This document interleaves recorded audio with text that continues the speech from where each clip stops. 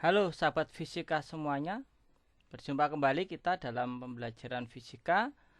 Pada tayangan kali ini kita akan belajar tentang konsep induksi elektromagnetik dan listrik AC.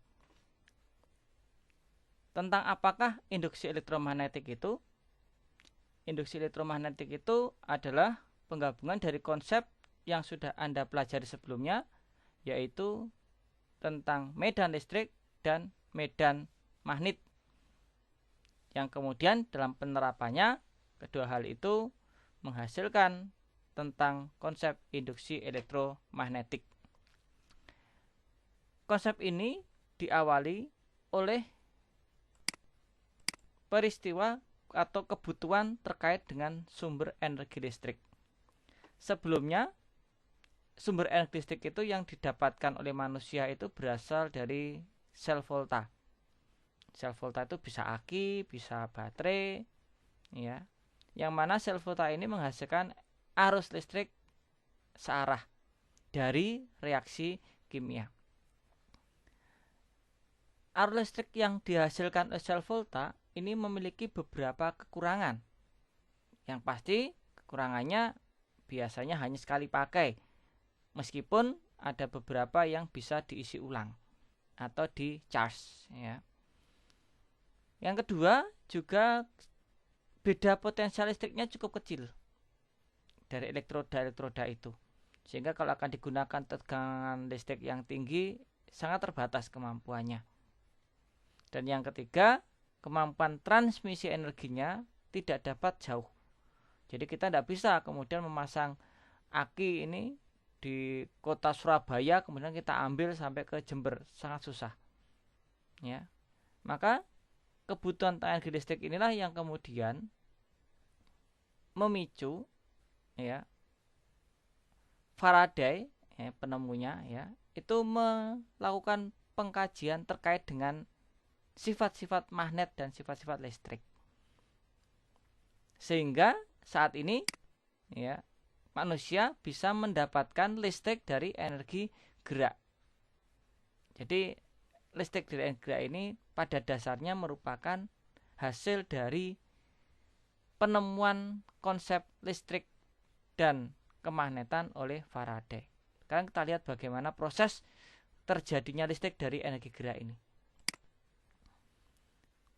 Jadi kumparan itu, ya, atau kincir itu diputar oleh arus air, nah, yang cukup deras ini, sehingga kumparan kincir itu dia itu berputar untuk selanjutnya memutar generator. Nah, ini dari kincir tadi nih, ya, kemudian diarahkan ke generator menghasilkan listrik.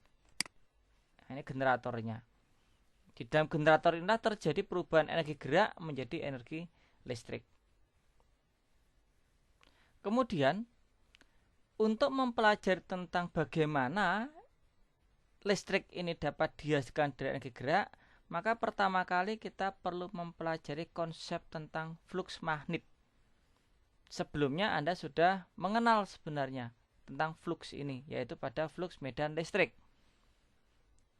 Flux adalah banyaknya garis medan magnet yang melewati luas bidang normal. Jadi, kalau misalnya kita memiliki luas bidang normal, nah seperti ini, kemudian ada garis medan yang melewatinya, maka kita tinggal melihat bagaimanakah arah garis medan terhadap arah permukaan bidang luas itu. Kalau luas dengan bidang normalnya itu sejajar, maka kita mengatakan sudut yang dibentuk antara garis medan dengan bidang normal dari luas ini ada sejajar. Sedangkan kalau gambar yang kedua, arah garis medan terhadap permukaan bidang luas normalnya ada tegak lurus. Ini tegak lurus, ya, sudutnya tegak lurus. Maka besarnya flux itu menurut konsep sebelumnya adalah perkalian dari besar medan terhadap luas bidang dikalikan dengan cos theta. Cos theta adalah sudut yang dibentuk antara garis medan terhadap garis bidang normal suatu luas bidang tersebut. Sebagai contoh, kita akan melihat bagaimana menentukan suatu besarnya flux yang dihasilkan suatu kuat medan magnet homogen 6 kali 10 pangkat min 5 Tesla keluar dari bidang layar, atau dengan bahasa lain menuju ke pembaca atau mendekati pembaca, ya, pada suatu bidang yang sedang berotasi. Jadi bidangnya sedang berotasi, ya. Kemudian arah medannya adalah mendekati pembaca. Berarti simbolnya garis medannya adalah titik. Kalau digambarkan pada sumbu koordinat, kita bisa menggambarkannya sebagai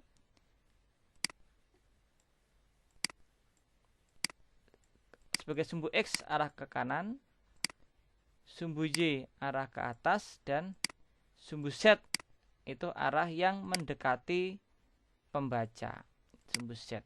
Sehingga dengan kata lain bahwa arah B di sini adalah pada arah sumbu Z positif, ya, sumbu Z positif. Ini sumbu X positif dan yang ke atas sumbu Y positif. Seperti itu, ya. Berapakah besarnya fluks ketika bidang permukaan papan, bidang normalnya, ya, bidang normalnya itu tegak lurus terhadap sumbu X. Bidang normal papan ini sekarang posisinya sedang menghadap ke kita, berarti menghadap pada sumbu Z. Artinya apa? Sumbu Z dan sumbu X itu tegak lurus. Berarti soal yang pertama gambarnya seperti ini. Silakan Anda perhatikan bagaimana menentukan X positif, Y positif, dan Z positif. Ingat, B-nya pada Z positif. Sejajar sumbu X, berarti bidang ini sedang menghadap ke sumbu X, menghadap ke kanan. Berarti nanti N dan sumbu X-nya itu sejajar. Berarti N-nya menghadap ke kanan, ya. B-nya menghadap pada sumbu Z-nya. Nah, perlu diingat tadi bahwa B itu berada pada sumbu Z. Nah, ini pada sumbu Z, ingat-ingat sumbu Z ini. Ya, sehingga kalau kita gambarkan tadi gambar sumbu Z-nya kan seperti ini. Ini X, ini Y, ini Z. Nah, diingat-ingat Z, ya. Sehingga ketika N tegak lurus terhadap sumbu X, artinya kita diminta menggambarkan N yang tegak lurus pada sumbu X. Sumbu X-nya ke sana, maka N yang dimaksud adalah N yang ke sini. Nah, N yang tegak lurus itu seperti ini posisinya. N yang tegak lurus.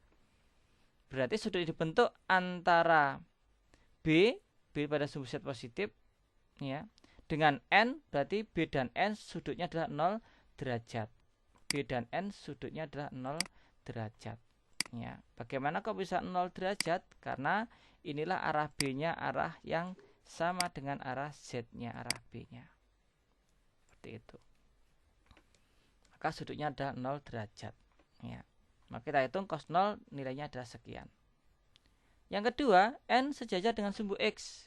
Karena N sejajar sumbu X, berarti kita menggambarkan bahwa nilai dari sumbu X-nya berarti arah N-nya ke kanan. Nah, kalau N-nya ke kanan, maka antara N dan sumbu X-nya adalah saling tegak lurus. Karena B-nya pada sumbu Z, perhatikan, karena B-nya pada sumbu Z, maka N-nya itu N yang ke sini yang dimaksud. Nah, karena N sejajar sumbu X, berarti N yang diminta N yang ke sana. Kedua itu, N sejajar dengan sumbu X. Karena N sejajar dengan sumbu X, berarti antara N dan B itu tegak lurus. Maka kita dapatkan N dan B tegak lurus, sudutnya adalah 90 derajat. Berarti nilai fluksnya sama dengan 0. Sedangkan yang ketiga, ya, yang C, itu yang diminta adalah bagaimana kalau N-nya itu 30 derajat terhadap sumbu X. Berarti yang diminta adalah N. Nah, ini saya gambarkan N-nya. N yang membentuk sudut 30 derajat. Nah, ini.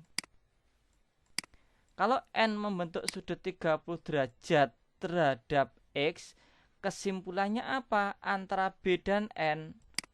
Antara B dan N membentuk sudut. Nah, ini antara B dan N-nya. Sudutnya. Berarti antara B dan N, ya, B dan N, B yang warna hijau dan N yang warna hitam, membentuk sudut sebesar 60 derajat. Nah, ini maka sudutnya adalah 60 derajat. Tinggal kita gunakan persamaan cos 60 seperti itu. Dari data itu, maka Faraday melakukan suatu percobaan. ya, percobaan Faraday. Sebagai berikut percobaannya. Nah, inilah percobaan Faraday itu. Di Faraday itu menyiapkan satu kumparan dan sebuah magnet, ya, kumparan dan magnet. Kumparan dan magnet ini nanti, ya, magnet ini kemudian digerak-gerakkan di sekitar kumparan itu, nah, seperti ini. Ternyata ketika kumparan itu digerak-gerakkan sekitar kumparan dan magnet ini, maka pada lampu itu menunjukkan gejala menyala, ya, menyala. Dan galvanometer atau voltmeternya itu menunjukkan adanya gerakan. Maka Faraday mengambil kesimpulan bahwa ketika magnet itu digerakkan terhadap kumparan atau sebaliknya kumparannya yang digerakkan terhadap magnet, maka magnet ini dapat menghasilkan arus listrik. Namanya nanti kita mengenal sebagai arus listrik induksi, ya, arus listrik induksi dengan cara menggerakkan magnet di sekitar kumparan, ya, seperti itu. Nah, kenapa ini bisa terjadi? Kalau kita perhatikan, nah, saya tunjukkan garis medan magnetnya. Maka ketika magnet itu berada pada posisi yang jauh, maka kita bisa melihat besar medan magnet yang berada di luas penampang kumparan. Jadi luas penampang kumparan itu berbentuk lingkaran, ya, penampang luasnya lingkaran. Nilai B dan nilai A nya itu sangat tegak lurus, berarti di sini sedang ada flux. Anggap fluxnya sejumlah garis medannya ada 4 flux. Ketika didekatkan, maka sekarang jumlah fluxnya bertambah, ya, jadi ada perubahan fluxnya. Nah, perubahan flux yang seperti ini terjadi berulang-ulang. Kalau kita dekatkan, fluxnya bertambah. Kalau kita jauhkan, fluxnya berkurang. Maka dampaknya perubahan flux menyebabkan kumparan ini menghasilkan arus listrik induksi. Bagaimana arus induksi itu dapat terjadi? Sekarang kita lihat kejadiannya. Anggap mula-mula di dalam penampang ini, luas lingkaran itu, ada flux sebanyak, saya anggap ada 2, ya, ada 2. Saya anggap yang 2 itu hanya yang ini aja, yang warna putih arahnya ke kanan. Kalau magnet itu kita dekatkan, maka jumlah garis yang warna putih di dalam kumparan akan semakin banyak pula. Nah, ini akan semakin banyak. Anggap di dalamnya sekarang terdapat 8 medan magnet arah ke kanan. Pada saat terjadi perubahan dari 2 menjadi 8 inilah timbul arus listrik pada penghantar atau pada kumparan itu, sehingga lampunya menyala, ya, arus listriknya. Arus listrik itu, ya kan, karena ini bertandanya mengarah ke positif, berarti arus listriknya adalah berasal dari kutub positif memasuki lampu menuju ke kutub negatif, ya, karena ini menghadap pada bagian positif, berarti ujung yang sebelah kanan adalah ujung yang tegangannya lebih tinggi. Kalau diperbesar gambarnya, maka yang bagian atas itu adalah kutub positif, yang bagian bawah kutub negatif. Berarti kutub negatif arusnya ini arahnya ke kanan, kemudian dia itu akan bergerak berputar pada kumparan. Nah, saat berada pada bagian depan kumparan, arus listriknya arahnya ke atas. Dengan menggunakan aturan tangan kanan pada kumparan, jadi Anda tinggal letakkan tangan kanan Anda pada kumparan seperti itu, maka ketika Anda menggenggam kumparan itu, Anda akan melihat bahwa arus listrik pada bagian depannya arahnya ke atas, sehingga kumparan ini menghasilkan medan magnet induksi. Jadi kalau yang warna putih ini adalah medan magnet, sedangkan ketika magnet itu melakukan perubahan gerak pada kumparan, kumparan ini menghasilkan medan magnet induksi. Jadi medan magnet karena pengaruh dari magnet itu sendiri. Arah medan magnet induksinya arahnya ke kiri. Kenapa? Karena menggunakan aturan tangan kanan arus listrik pada satu kumparan menurut aturannya percobaannya Oersted. Nah, di sini, ya, pengaruhnya Oersted itu. Jumlahnya kalau kita lihat ya, karena arusnya ke atas maka arah B-nya ke kiri. Ini B magnetik ya, B karena induksi. Sedangkan yang warna putih B miliknya magnet yang kita gerakkan. Karena bertambahnya 8 ke kanan, ternyata kumparan itu juga membuat medan magnet, tetapi arahnya tidak sama miliknya yang magnet ini. Ya. Tapi arahnya dia malah ke kiri. Ya. Arahnya ke kiri. Kenapa ke kiri? Karena tadi magnetnya itu menyebabkan pertambahan flux pada kumparan sebanyak 6 ke kanan, maka kumparan ini akan mengimbanginya dengan membuat magnet induksi arahnya ke kiri.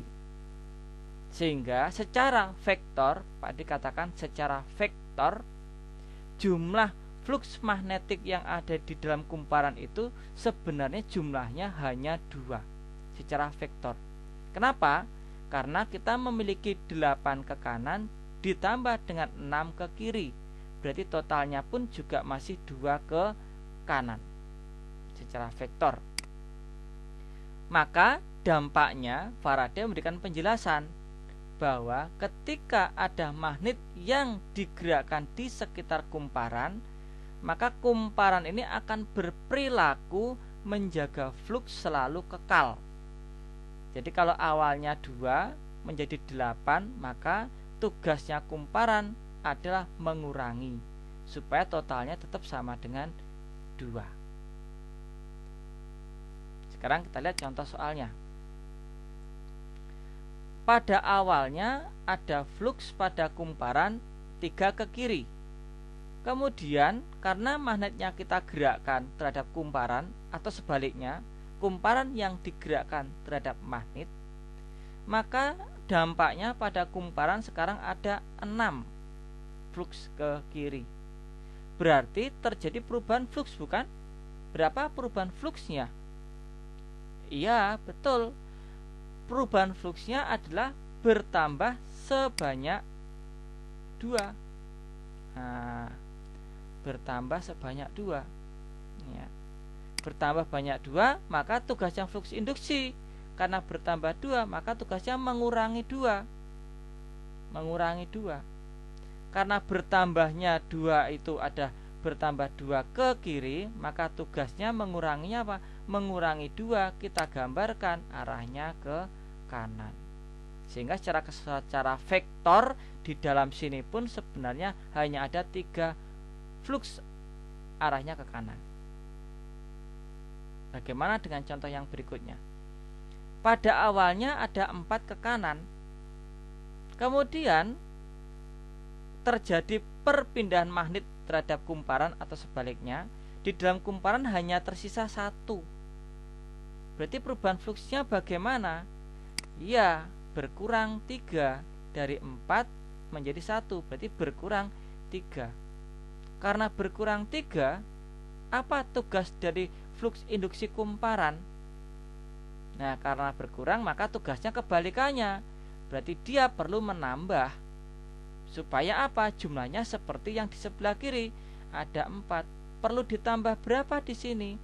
Perlu ditambah sebanyak 3. Dan arahnya adalah ke kanan. Nah, kita tambah. Yang warna merah adalah flux induksi. Yang warna hijau adalah flux dari magnet yang asli tadi. Semoga dari sini Anda bisa memahaminya dengan baik bagaimana konsep dari hukum Faraday itu. Maka dalam konteks selanjutnya, ketika kumparan itu didekati oleh suatu magnet, maka jika flux magnetnya itu bertambah, maka tugas dari kumparan adalah menghasilkan medan magnet induksi. Pada diulangi, medan magnet induksi yang arahnya berlawanan dengan pertambahan dari flux magnet. Jadi kalau flux magnetnya bertambah, tugasnya magnet induksi adalah mengurangi. Ya. Demikian juga kalau peristiwanya adalah magnetnya bergerak semakin jauh. maka yang terjadi adalah fluks magnetnya akan berkurang. Karena fluks magnetnya berkurang, tugas kumparan adalah lawan dari berkurang. Apa tugasnya? Menambah. Sehingga dalam hal ini sifat dari kumparan itu selalu melawan dari perubahan fluks magnet. Jadi kalau fluks magnet bertambah, magnet induksi tugasnya mengurangi. Kalau fluks magnetnya berkurang, tugas magnet induksi adalah menambah. Ya, menambah. Tentang arahnya disesuaikan dengan arah fluks magnetnya saja.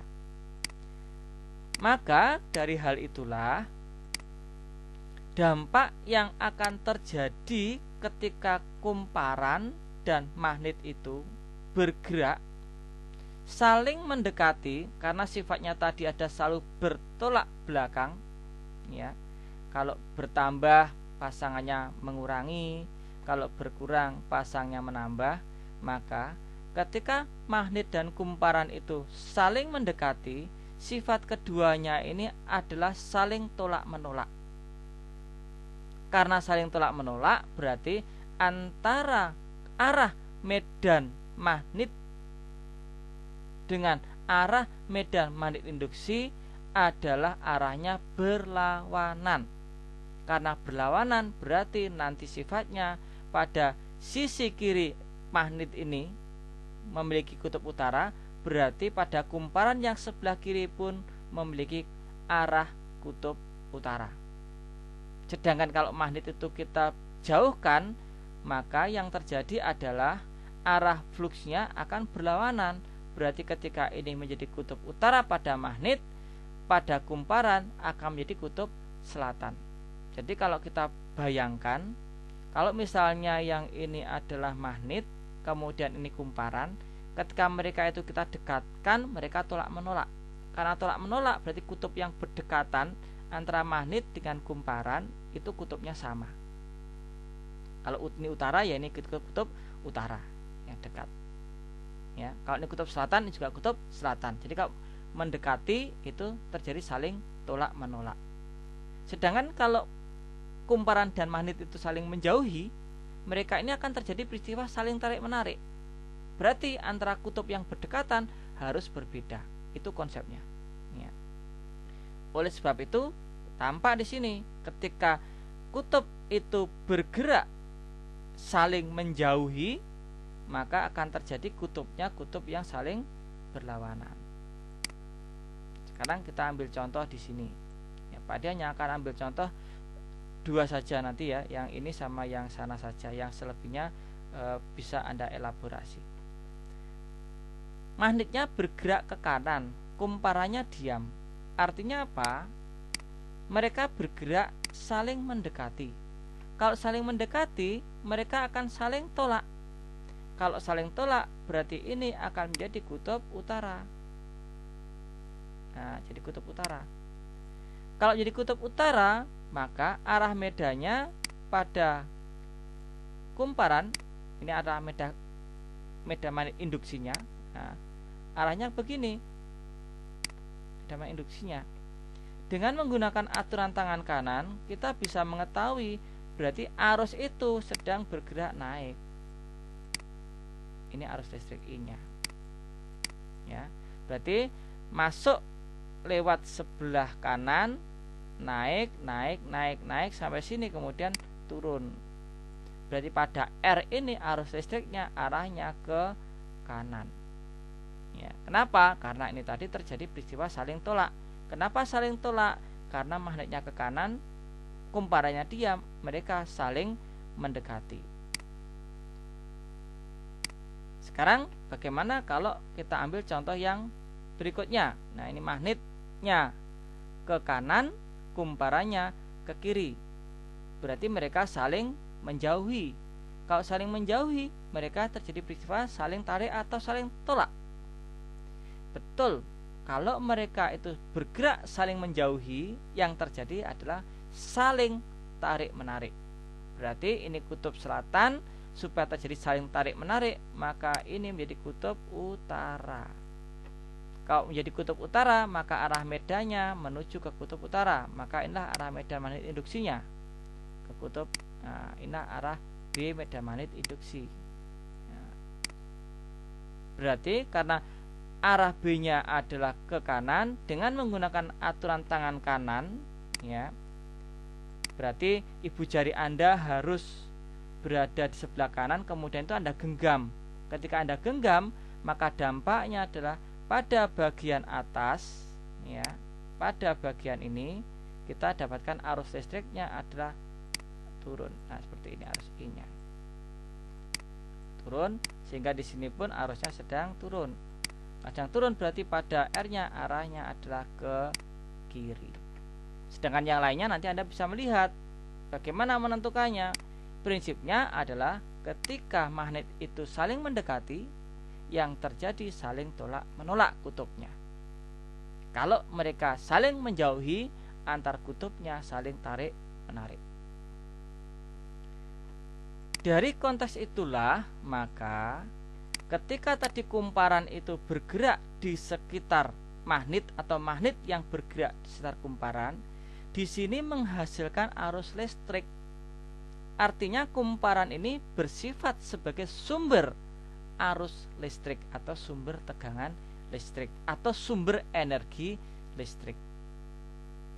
Besarnya, ya, karena dia sebagai sumber energi listrik, kita bisa menghitung berapakah tegangan potensial listrik antara kutub dengan kutubnya. Misalnya tadi, ya kan, ketika magnetnya kita dekatkan, maka yang atas menjadi kutub positif, yang bawah kutub negatif, ya, dengan munculnya medan magnet induksi tadi. Besarnya GGL tadi itu atau munculnya energi listrik itu karena terjadi perubahan flux magnet dari jumlahnya tadi sedikit menjadi banyak. Dirumuskan, besarnya GGL induksi adalah min N kalikan D flux per dt. D flux per dt adalah perubahan flux. N adalah banyak lilitan. Tanda negatif artinya apa? Ketika flux magnetnya bertambah, maka induksinya harus mengurangi, atau ini artinya selalu berlawanan dengan perubahan fluxnya. Jadi tanda negatif itu berasal dari tanda d flux per dt. Jadi ketika medan magnetnya bertambah, maka yang di sini menjadi berkurangi. Tapi ketika fluxnya itu berkurang, maka dia akan menjadi bertambah. Jadi kalau ini tandanya plus, maka totalnya menjadi bertanda min. Tapi kalau defluxnya bertanda minus, secara keseluruhan dia akan bertanda plus. Itulah yang dimaksud dengan GGL induksi yang selalu melawan arah dari perubahan fluxnya itu. GGL induksi rata-rata seperti konsep-konsep sebelumnya, kalau kita ingin mendapatkan nilai rata-rata, maka kita hanya memerlukan nilai dari perubahan fluxnya saja. Jadi ini selisih, ya, selisih flux akhir dikurangi flux awal, itu yang warna hijau. Kalau yang warna merah muda ini menggunakan konsep turunan atau diferensial. Dengan catatan nilai fluxnya dengan menggunakan rumus B kalikan A kalikan cos theta, sehingga nilai flux itu nanti didapatkan atau kita bisa substitusikan ke persamaan flux yang hijau maupun flux yang warna merah muda. Tanda negatif itu pun dijelaskan oleh yang namanya lens, ya, dia juga menjelaskannya adalah dengan menggunakan kalimat melawan perubahan flux. Makanya tadi kalau fluxnya positif dia negatif, kalau fluxnya negatif maka negatif kali negatif jadi positif, ya. Dengan tujuan untuk mempertahankan jumlah flux magnet atau flux magnet awal itu dipertahankan oleh kumparan, itu bertugas mempertahankan jumlah flux pada kumparan itu ketika ada perubahan-perubahan. Jadi konsisten kumparan itu. Kalau mula-mula dia itu merasa hanya punya 2, kalau ada tambahan dia harus mengurangi dirinya supaya tetap punya 2. Tapi kalau dia mula-mula punya 5 terus berkurang, maka dia harus mengupgrade dirinya, menambah supaya kembali ke nilai 5 meskipun yang di luar itu sudah berkurang. Jadi luar biasa kumparan itu, ya. Dia itu bisa beradaptasi dengan baik. Bagaimana cara beradaptasi? Dengan membuat flux induksi dirinya sendiri. Maka untuk melihat faktor-faktor mempengaruhi GGL sesaat adalah GGL sesaat adalah mean deflux per dt, ya. Maka fluxnya bisa kita ganti dengan BA cos theta. Artinya nilai GGL itu akan dipengaruhi oleh besaran N, B, A, dan besar sudutnya. 3 besar inilah yang akan mempengaruhi nilai dari GGL induksi. Semuanya adalah berbanding lurus, ya, berbanding lurus. Makin besar N-nya, GGL-nya makin besar, B-nya makin besar, juga makin besar GGL-nya, luas penampangnya makin besar, juga makin besar juga nilainya. Sedangkan cos theta adalah sudut yang dibentuk antara B dengan nilai A-nya. Ini kalau sejajar, B dan A-nya nilainya maksimum di dalamnya. Kalau ini tegak lurus, nilainya sama dengan 0. Ya, tadi sudah pada slide yang pertama. Maka kita bisa melihat dari rumus dasar atas ini, ya, karena ini sifatnya ada turunan, maka kita bisa mengambil 3 komponen. Apa 3 komponen itu? Kita bisa melihat turunannya dari nilai medah magnetnya saja. Syaratnya adalah N dan luas penampangnya dan nilai sudutnya adalah tetap, tidak berubah, atau konstan, bahasanya begitu. Atau cara yang kedua adalah kita membuat luasnya yang nilainya selalu berubah terhadap waktu. Berarti jumlah lilitannya tidak berubah, magnet yang kita gunakan juga tidak berubah, sudut yang dibentuk pun juga tidak berubah. Cara yang ketiga adalah kita jaga yang konstan, lilitannya konstan, magnetnya konstan, luas penampang kumparan juga konstan. Tapi sudut yang dibentuk antara B dan luas penampang itu yang selalu kita ubah. Sehingga dari persamaan Faraday kita bisa membuat 3 model perlengkapan yang dapat menghasilkan GGL induksi itu. Ya, 3 perlengkapan. Perlengkapan apa saja yang bisa kita ambil? Perlengkapan itu adalah untuk B yang berubah, berarti modelnya seperti ini. Magnetnya kita dekatkan, kita jauhkan, maka B-nya berubah. Tapi jumlah kumparannya tetap, luas penampangnya juga tetap, sudutnya juga tetap. Maka yang warna hijau ini terapannya ada pada kumparan dan magnet yang saling bergerak. Nah, itu terapannya. Bagaimana terapan untuk yang kedua? Terapan yang kedua, ya, kumparannya berbentuk penghantar ber-U dan penghantar bergerak. Nilai B-nya tetap, ya, homogen, tidak berubah. Jumlah lilitannya juga tetap hanya 1 lilitan di sini, ya, 1 lilitan. Tetapi luas penampangnya yang berubah, karena penghantar kita gerakkan ke kiri bisa, ke kanan bisa. Kalau kita gerakkan ke kiri, luasnya makin sempit. Kalau kita gerakkan ke kanan, luasnya makin besar. Maka terjadi perubahan luas. Dengan cara yang ketiga adalah jumlah lilitannya tetap, magnetnya tetap, luas penampangnya tetap, tapi sudut yang dibentuk antara luas terhadap arah B-nya yang kita ubah. Berarti kumparan ini harus kita putar. Inilah prinsip kerja pada generator. Sekarang kita lihat satu persatu contoh-contoh soalnya.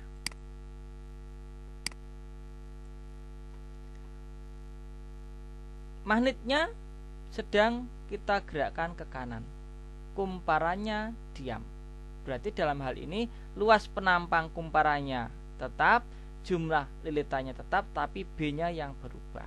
B-nya berubah dari berapa? Dari 200 menjadi 500. Maka dengan menggunakan persamaan, nah, persamaan ini, ya, dengan menjaga nilai N dan A-nya dan cos theta tetap, maka yang terjadi ada nilai dari B-nya.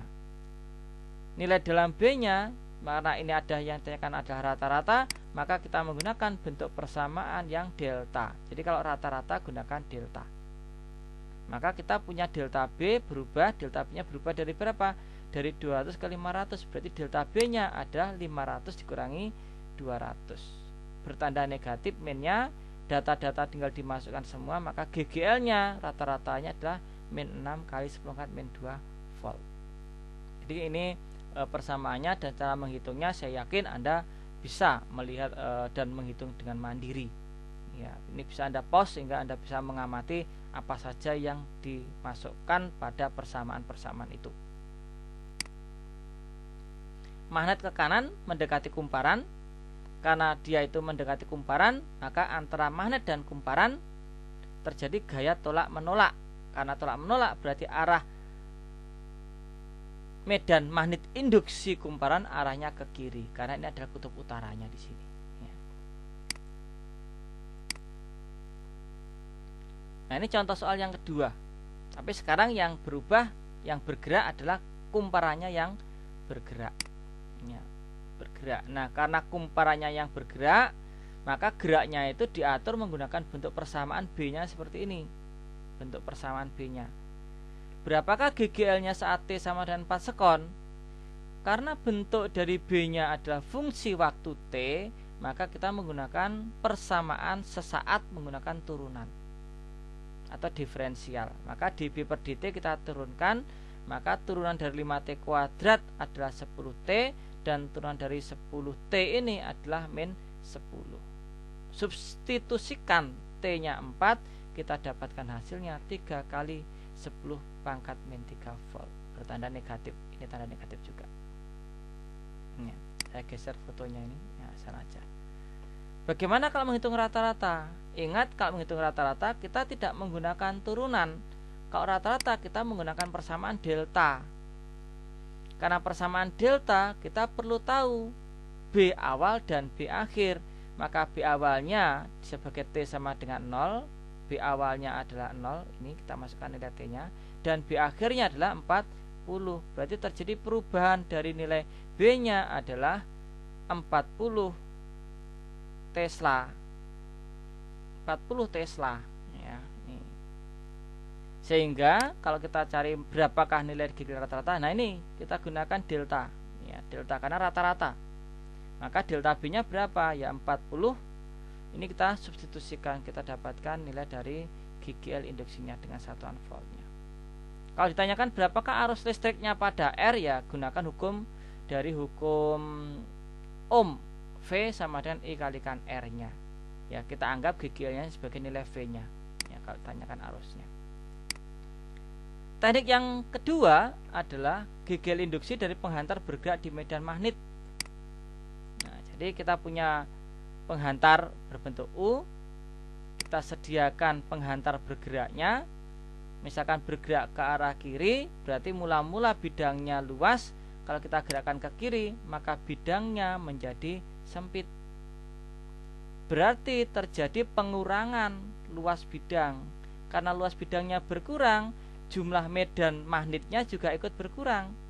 Tadi mula-mula adalah kita hitung 1, 2, 3, 4, 5, 6, 7. 7 dikali 1, 2, 3, 4, 5. Mula-mula ada 35. Ketika bidangnya dipersempit, jumlahnya hanya tinggal 20.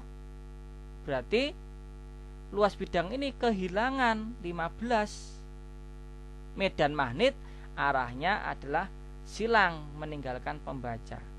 Karena kehilangan, maka tugas dari penghantar biru ini harus mengganti yang dia hilangkan itu. Maka dia perlu mengganti sejumlah 15. Arah B-nya meninggalkan pembaca, sehingga totalnya tetap ada 35. Karena ada B arahnya adalah masuk, maka pada penghantar ini terjadi aliran arus listrik. Nah, ini dampaknya arus listrik ini. Karena ada arus listrik yang mengalir pada penghantar bergerak ini akan mengalami gaya Lorentz.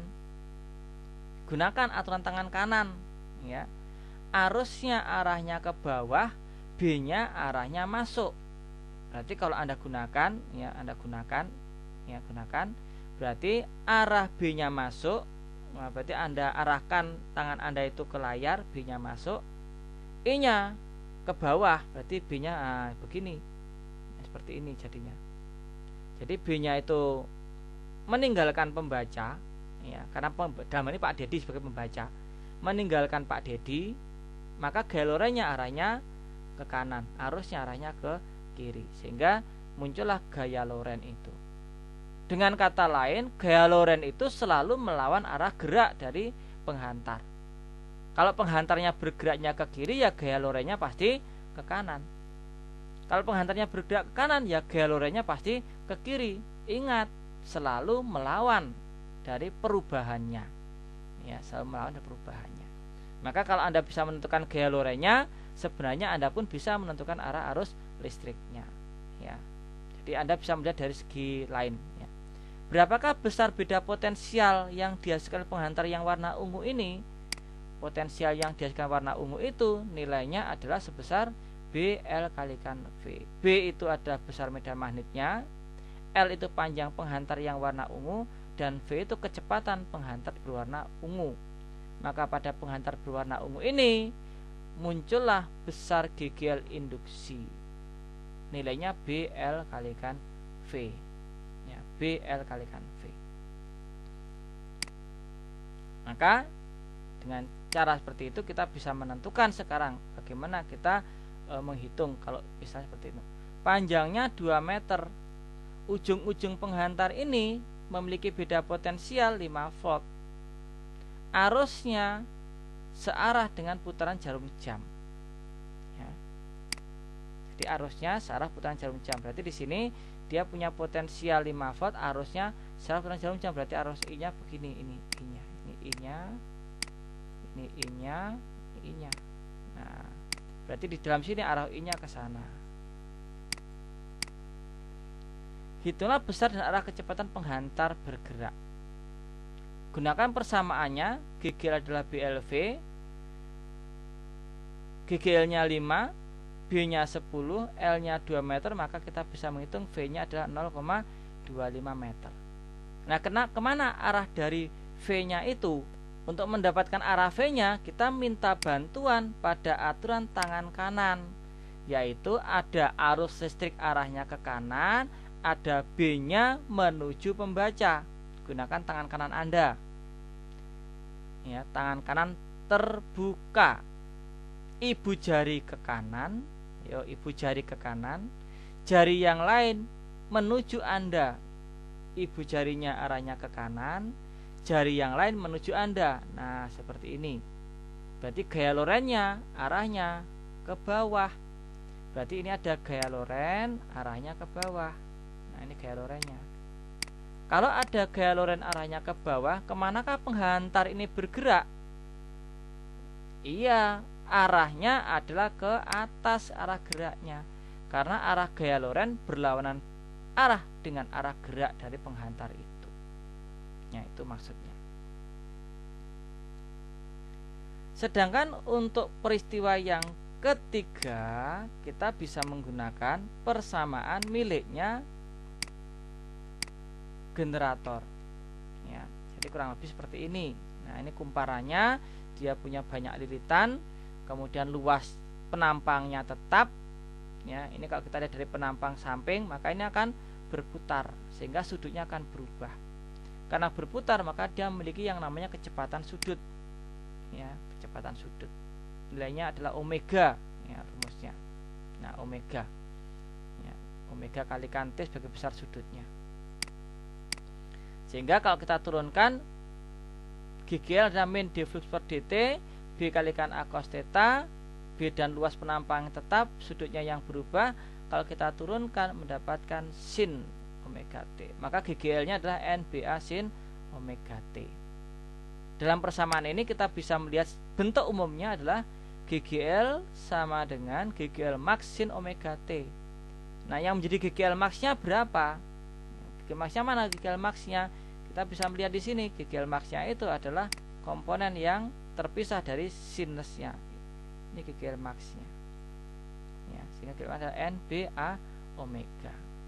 Sedangkan nilai omeganya perlu Anda ingat, omega itu adalah 2pi per T atau periode, atau sama dengan 2pi kali frekuensi. Ini persamaan pada gerak melingkar tetap harus diingat. Ya. Contoh soalnya, Kumparan dengan 1000 liter luas penampangnya sekian. Besar medan magnet digunakan generator adalah 2 Tesla. Ya, dan seterusnya. Berapakah GGL maksimumnya? Nah, ini rumusnya tinggal dimasukkan saja hasilnya. GGL max, nah rumusnya tadi kan N B A omega. N-nya ada, B-nya ada, terus S-nya juga ada 400 volt. Contoh yang berikutnya adalah kumparan dengan 500 liter luas penampangnya. Tadi menutupi Pak, digeser dulu. Sini aja. Luas penampangnya diketahui, tapi GGL-nya dalam bentuk persamaan. Nah, persamaan. Tentukan periode putaran GGL maksimum dan medan magnet di sekitar kumparan. Maka periode putarannya dari mana? Ingat, periode tadi itu memiliki persamaan dari nilai omega. Ya kan? Bahwa untuk mendapatkan periode kita harus menggunakan persamaan omega itu, karena omega sama dengan 2pi per T. Persamaan ini manakah yang mengandung omega? Ini omeganya. Nah, ini omeganya. Karena ini ada persamaan dari sin omega T, berarti omeganya adalah 20pi. Omeganya adalah 20pi. Kalau kita masukkan, nah ini ya, omeganya 20pi, maka T sama dengan 2pi per omega. Oleh sebab itu 2pi per omeganya 20pi, maka periodenya 0,1 sekon. Ya. Berapakah GGL maksimumnya? GGL maksimumnya adalah persamaannya adalah GGL ada GGL max sin omega T. Maka Anda pun bisa melihat secara langsung ini. Ini ada GGL max-nya di sini posisinya. Kalau begitu, inilah yang dimaksudkan GGL maksimumnya. 100 pi volt. Ya. Berapakah medan magnet di sekitar kumparan? Persamaan GGL max adalah NBA omega. Nilai N-nya 500 sudah diketahui, ya. Nilai B-nya yang ditanyakan, luas penampangnya 0,1, omeganya 20pi. Sehingga dengan menggunakan matematika Anda bisa menghitung nilai B-nya 0,1 Tesla. Inilah bagaimana penerapan Faraday, sehingga temuan Faraday ini saat ini sungguh-sungguh mensejahterakan kehidupan manusia terkait dengan pemanfaatan energi gerak menjadi energi listrik. Sehingga dengan kata lain sebenarnya ini adalah termasuk energi yang dapat diperbaharui, tidak merusak alam. Mungkin Anda punya ide-ide yang lain bagaimana melakukan konservasi energi terkait dengan pemanfaatan energi gerak ini menggunakan prinsip dari Faraday. Baik anak-anak, sampai sini dulu penjelasan kita. Sampai jumpa pada pokok bahasan selanjutnya. Sahabat fisika.